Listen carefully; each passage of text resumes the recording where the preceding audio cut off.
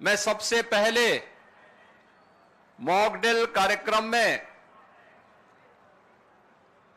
भारत माता के महान सपूतों तीनों सेनाओं के द्वारा देश के गौरव को आगे बढ़ाते हुए पहलगाम की आतंकी घटना का जिस बहादुरी के साथ कल रात्रि को जवाब दिया गया है, इसके लिए तीनों सेनाओं के साथ ही देश के यशस्वी प्रधानमंत्री जी का हृदय से अभिनंदन करते हुए उत्तर प्रदेश की जनता जनार्दन की ओर से तीनों सेनाओं को और पूरे देशवासियों को हृदय से बधाई देता हूं और पहलगांव में अपने परिवारजनों को खोने वाले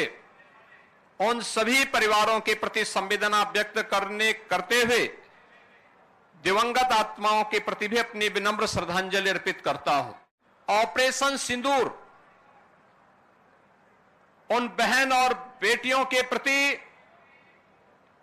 प्रधानमंत्री मोदी जी और देश की सेना की एक संवेदना है। जिन लोगों ने भारत की बहन और बेटियों के सिंदूर को छीनने का दुस्साहस किया था, कल की स्ट्राइक में उन्हें अपना खानदान खोना पड़ा है और दुश्मन के काराना हरकतों का जवाब ये नया भारत इसी मजबूती के साथ देगा। यह प्रधानमंत्री जी ने पहले दिन ही देशवासियों को आश्वस्त किया था और कल की घटना में एक बार फिर से नए भारत ने यह साबित किया। आपात स्थितियों में नागरिक कर्तव्य क्या होने चाहिए, उन कर्तव्यों के प्रति आगाह करने के लिए पूरे देश के अंदर और उत्तर प्रदेश के अंदर भी मॉक ड्रिल का कार्यक्रम आज दिन भर चला है और इसीलिए हम सभी लोग आज इस मॉक ड्रिल का हिस्सा बनने के लिए एक नागरिक के रूप में आपके बीच में यहां पर उपस्थित हुए हैं। हमें भी अपने कर्तव्यों को समझना होगा। आज जब पूरा देश एकजुट होकर के भारत की बहादुर सेनाओं के पराक्रम का लोहा दुनिया मान रही है, तो हमें भी देश की सेनाओं के साथ सेना, अर्धसेना, पुलिस बल और उन सभी संस्थाओं के मनोबल को बढ़ाने के लिए पूरे मजबूती के साथ उनके साथ खड़ा होना होगा। ये मॉक ड्रिल का कार्यक्रम उसी का हिस्सा है। आपातकालीन कोई स्थिति ऐसी पैदा होती है, उन स्थितियों में हमारा दायित्व बनता है कि दुश्मन को कहीं भी कोई ऐसा अवसर न मिले, किसी विरोधी को कोई ऐसा अवसर न मिले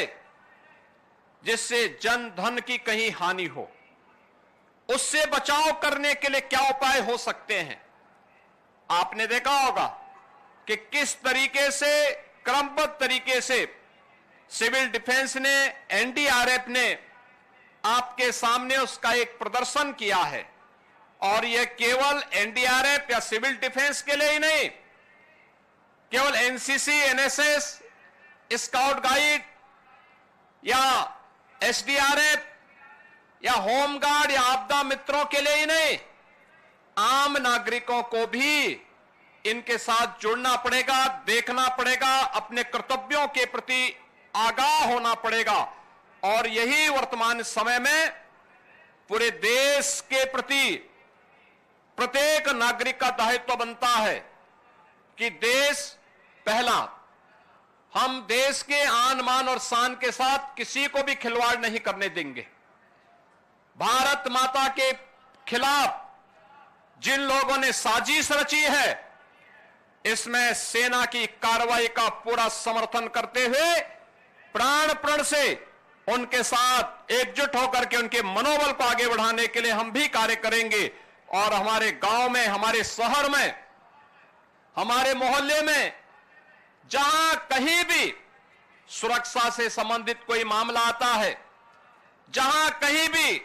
देश के आन मान और शान से संबंधित कोई ऐसा पहलू सामने आता है, उसमें हमारी प्राथमिकता में पहले देश होना चाहिए, तब कुछ और होना चाहिए। इस भाव के साथ हम सबको मिलकर के कार्य करना होगा।